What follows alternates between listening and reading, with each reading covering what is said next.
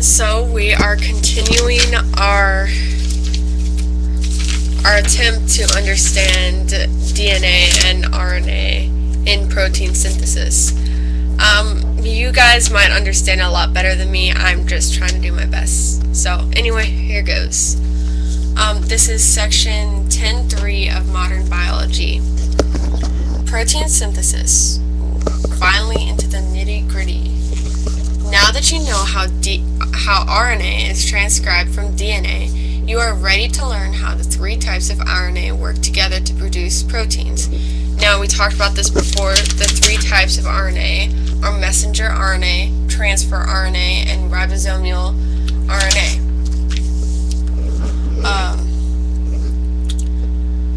The production of proteins is also called protein synthesis. This is what the whole chapter is about, and it's finally coming up to the point. The amount and kind of proteins that are produced in a cell determine the structure and function of the cell. In this way, proteins carry out the genetic instructions encoded in an organism's DNA. Alright. Now, I must admit, the reason I am doing this is because I have been a bad student and I've just been doing the bare minimum on the worksheets we've been doing all week, and now our test is technically today because it's really late at night. So don't be a bad student like me. Do your homework and read the chapter so you won't have to make a video like this at the last second. Okay, sorry, I'm getting off topic. Protein structure and composition. Like DNA and RNA, proteins are polymers. Polymers. Ooh, new word. Proteins are made up of one or more polypeptides, each of which consists of a specific sequence of amino acids linked together by peptide bonds.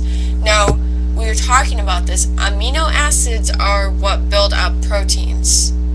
So, recall from chapter 3 that there are 20 different amino acids that make up proteins. The polypeptides that make up one protein may consist of hundreds or thousands of the 20 different amino acids arranged in a particular sequence.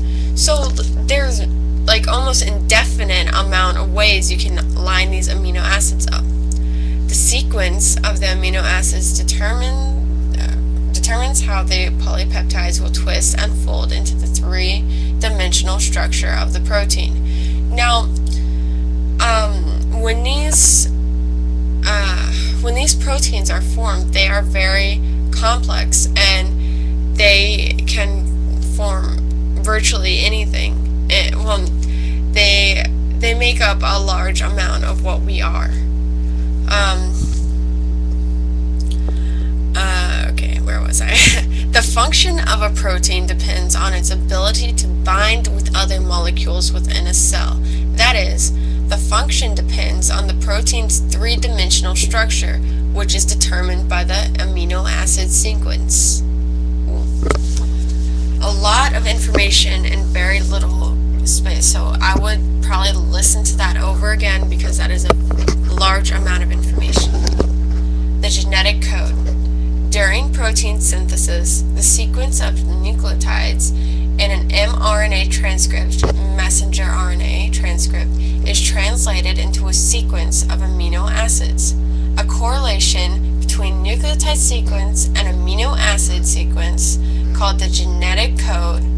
Okay, a correlation between a nucleotide sequence and an amino acid sequence is called the genetic code. That's important grammar, or important vocab. It's used by most organisms to translate messenger RNA transcripts into protein. So the genetic code is used by all these cells and organisms like me and you, and these organisms translate this messenger RNA into protein. So the messenger RNA takes the information and it's translated into the protein. So the messenger RNA is a lot like what we were taught, basically what DNA is. It's the blueprint of the protein. The genetic information necessary for making proteins is encoded in a series of 3 mRNA nucleotides. Each combination of 3 messenger RNAs nucleotides is called a codon. A codon is very important. A codon is the 3 nucleotides, like, for example, adenine, thymine, and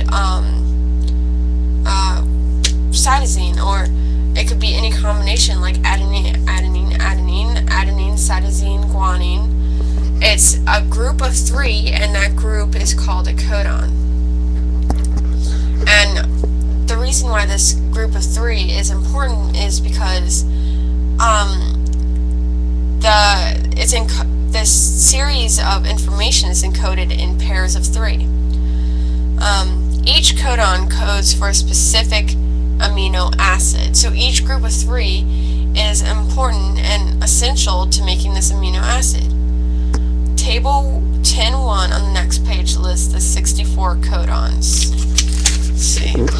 Alright, this is a big table of all these different codons, and this can kind of give you a little bit of an idea of how many different sequences these are, because there are a lot. Like CGU makes up arginine. We haven't really gone into what these bases are, so I'm not gonna get into that right now. Okay, the next page lists the 64 codons and the amino acids and the ADHD for a moment, and the instructions they code for almost all organisms. The near universality of the genetic code supports the idea that all organisms are evolutionary related. So every organism has the same 64 codons and the same process that the amino acids are coded from. So everything, like me to a little microscopic cell to like the weird worm you find underneath a rock somewhere, we all share this thing, and it's actually pretty amazing. Notice that several codons code for each amino acid listed in Table 10.1. Codons often differ from one another by the nucleotide in the 3rd position. So there would be GGU, GGC, GGA, GGG. So these all make up one thing. Like, these would all make up glycine, but they have little small differences, and that's always typically in the 3rd nucleotide. That's what I'm seeing on this chart. It's basically the first 2 nucleotides are the same, the last is the one that differs. Let's see. A few codons do not code for amino acids at all. Instead, these codons signal for translation, we went over this earlier, of a messenger RNA to start or stop. The start codon, which is kind of like a promoter, or a promoter, I guess, would be located by a start codon, if that makes sense. The start codon, which is adenine, uracil, and guanine, also codes for the amino acid methionine. Engages a ribosome to start translating a messenger RNA molecule.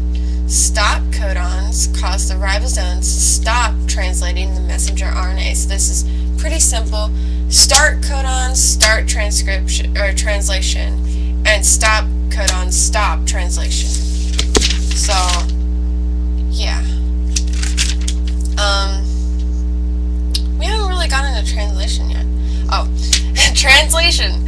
The process of assembling polypeptides from information encoded in the messenger RNA is called translation. I'm going to say that again because this is very important. The process of assembling polypeptides from information coded in the messenger RNA is called translation. So, making these proteins and other things from the messenger RNA is translation.